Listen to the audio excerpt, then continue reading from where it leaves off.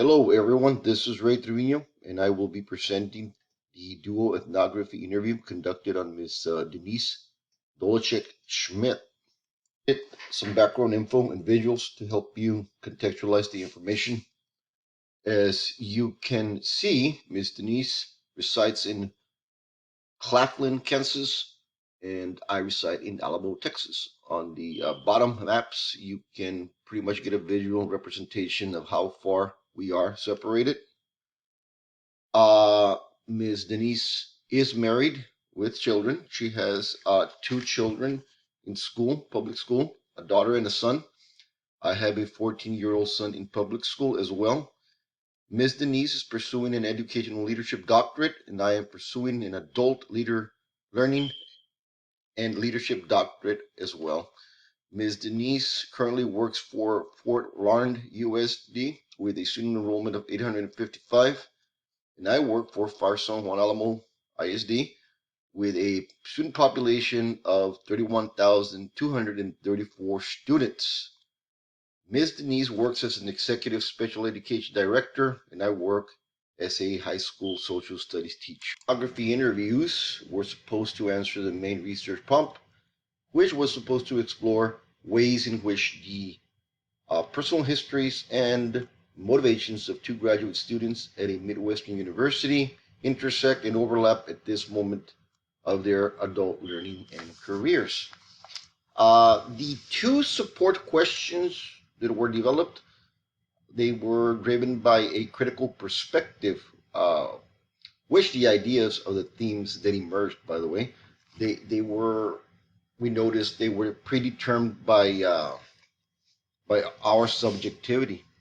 Support questions that were developed. First one uh, was to identify the problems faced or the intersectionalities each of us faced while pursuing,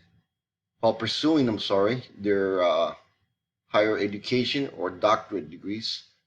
The second support question was to determine if each of us had peers or relatives that we use to navigate the demands of higher education and personal responsibilities. Interview questions were mainly descriptive, structural, and tour type of questions. The first interview, the initial interview, uh, the main purpose of this was to just get us introduced to one another. I had never met Miss Denise, she had never met me. So this served as a way to find out about each other and make arrangements for the first interviews. We needed a total of three. The first interview, I was still kind of, trying to learn more about Ms. Denise. And so the questions that I asked were circling back to, trying to help me get answers for the research, generate, answers to write this paper. And so one of the favorite ones for number one, for the first interview, was described to me as a woman can explain to me the problems you face, you deal with, and struggle uh, daily on your journey of obtaining a higher education, kind of like a social role question. I wanted to compare her gender to mine and see if she goes through the same problems every day, while trying to get an education. See if our lives, are similar or different. Second, an interview questions. The second interview questions were mainly follow-up questions from the interview for the very first one. And so for number two, the second interview, uh, number four, being considered white, have you experienced advantages and disadvantages as you pursue your PhD or higher education? This one was asked with the intention of comparing Miss Denise being labeled as white to me being considered a colored person, a minority, and see what feedback I would get from her. And for number three, the second one, I wanted to see if her upbringing compared to mine, if she believed if there's a, in I wanted to compare her responses to mine, but it's asking, do you believe that your socioeconomic status has limited your options for academic and career? Kind of like a personal reflection question. Data analysis. For the data analysis, I used the narrative approach to recount how Ms. Denise's story is told by her, how it diverted or how intersected with my own in the pursuit of higher education. The research prompt and support questions guide the process of the methods and the coding used. And the narrative analysis method was used so that I could get a better insight into the stories that she told and how she answered the questions that I asked her. And again, going back to the main prompt of the research and support question. For the coding type, I used both deductive and inductive, a hybrid. This hybrid, I used it because I anticipated codes that were going to be generated. Sort of, kind of, I had an idea of of the priority codes that were going to be generated based on support questions. And so the initial coding, I scanned the info and I labeled the broad codes you're going to see in the next slide. And a descriptive coding method was used. I looked for how story was told and effects and answered the research. And then, of course, I did a line by line coding. I categorized the codes that developed into themes. Is a sample of just one page of the transcriptions, and the highlighted information, the one in orange, they're the broad codes that I scanned. These were categorized as expectations, parents, transformations, college, upbringing, economics, resources, opportunities, sexism, language.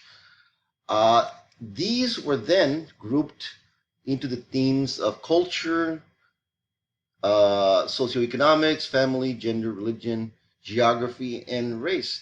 This is how I grouped the interviews and analyzed the data codes and discovered the themes. You see two themes as a sample. I apologize for that little subtitle. Both are, that's a mistake. It's a typo.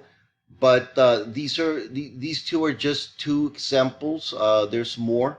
I didn't have enough space to put all of them, but two themes that had that were shared by both Denise and I. For example, family responsibilities and culture. On Miss Denise's side, she bears most. As far as I could tell, Miss Denise bears most of the household responsibilities. And if you compare her life to mine, which it does make a difference in how we manage and mitigate our higher ed. I am expected to pretty much just help with the household. Ms. Denise transports both her children to school. On my side, I'm sorry, my wife transports our son. Uh, Ms. Denise, as far as completing her assignments, she does the majority of the work, as she indicated, at work. She actually completes her assignments that relate to school, her own personal school, her doctorate degree, at work. While if you compare it to mine, I complete most of my school assignments at home. So there's a lot of advantage. I guess it goes back to our expectations of taking care of the family. She's considered more as the primary, she's primarily responsible, as far as taking care of the household, while I'm expected to help. As far as culture, Ms. Denise is of German American background.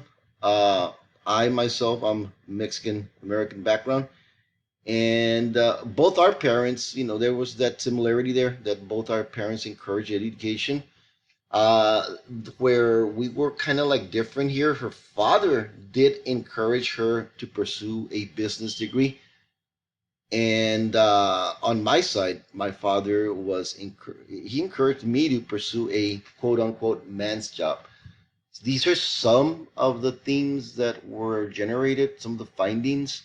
Um, I will use them to put together the paper. So thank you for your time. That's it.